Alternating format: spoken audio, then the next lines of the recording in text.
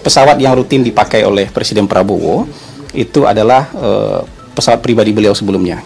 Sampai hari ini itu yang beliau pakai, yang tulisan bawahnya itu, kalau untuk berekspresi itu kan hak konstitusional warga negara.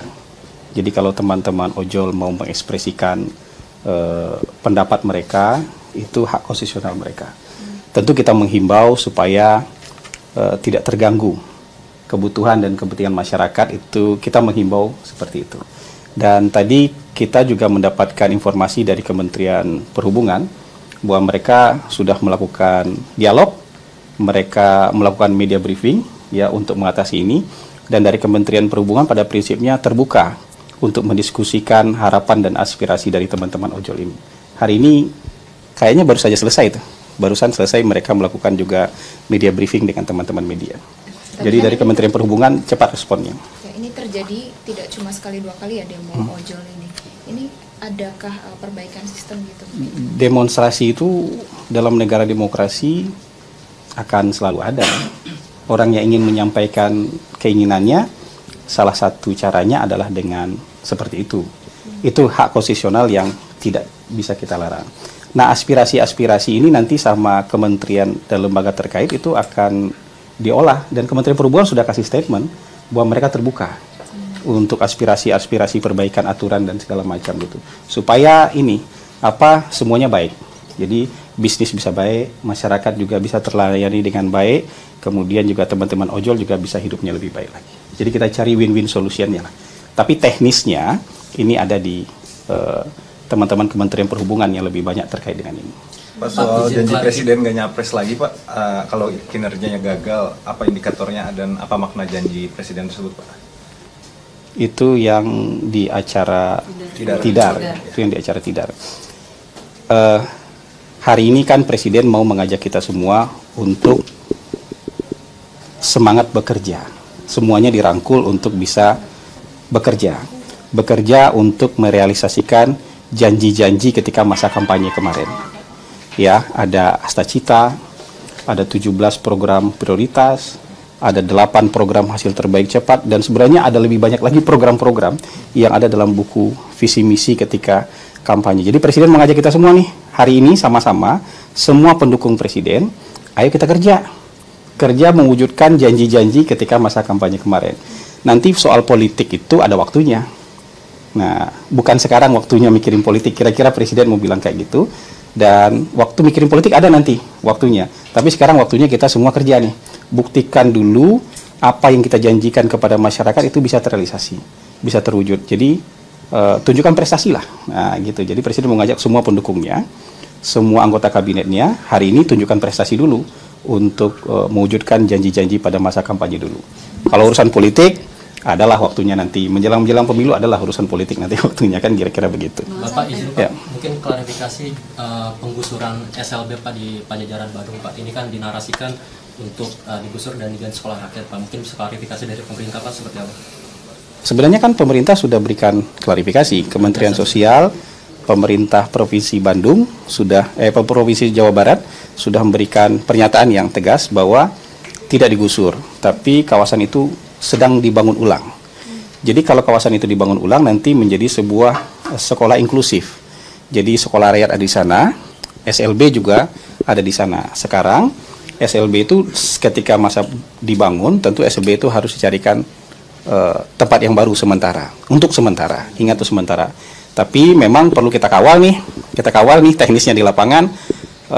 Pemerintah minta tempat relokasi sementara pun harus layak, harus bagus, harus bisa mendukung kegiatan anak-anak spesial ini, anak-anak berkebutuhan khusus yang bersekolah di sana. Jadi bukan tempat darurat gitu, tapi tempat yang juga layak untuk mereka bisa sekolah di sana. Jadi walaupun itu sifatnya sementara, tetap harus dengan kondisi yang layak bagi mereka. Lokasinya sudah ditentukan, Pak?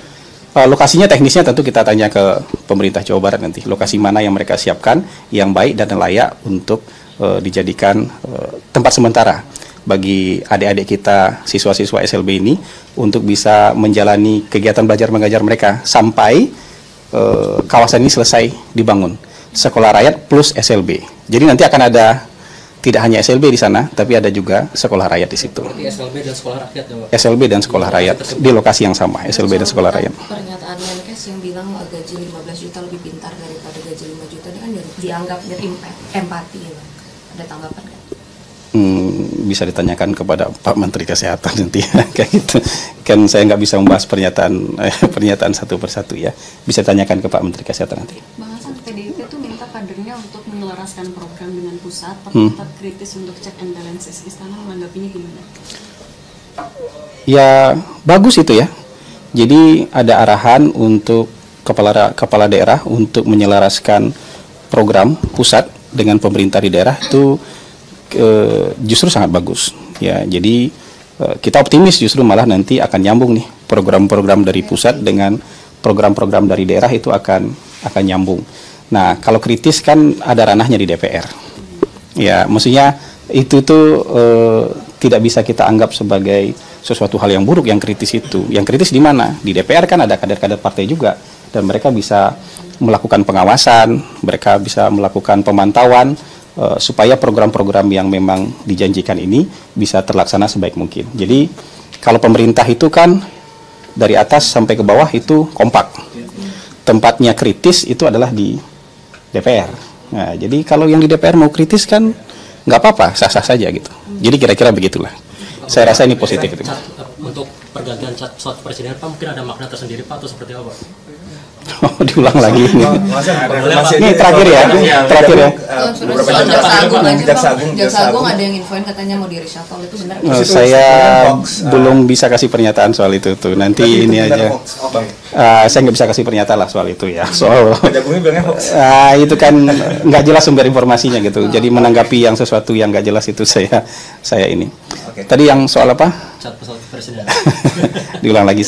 Ini pesawat yang rutin dipakai oleh Presiden Prabowo itu adalah pesawat pribadi beliau sebelumnya. Sampai hari ini itu yang beliau pakai, yang tulisan bawahnya itu PKGRD. Sementara kan sebelumnya sudah ada pesawat kepresidenan yang apa ya, PK001 ya. Lambungnya apa tuh yang di bawah itu tuh. Ada pesawat kepresidenan sebelumnya yang lebih dominan merah, kemudian sekarang disamakan cat dan desainnya. Jadi Presiden Prabowo sejauh ini itu masih menggunakan pesawat beliau yang lama ketika beliau jadi Menteri Pertahanan. Sampai hari ini masih sering. Nah, pesawat ini disamakan desainnya supaya jadi pesawat cadangan.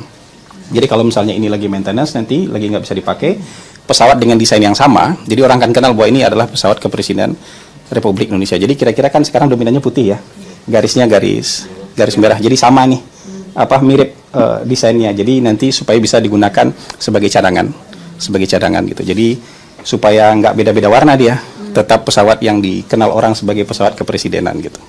Kira-kira begitu. Itu kan maintenance biasa aja ya. Kalau teknis gitu saya mungkin nggak terlalu tahu gitu.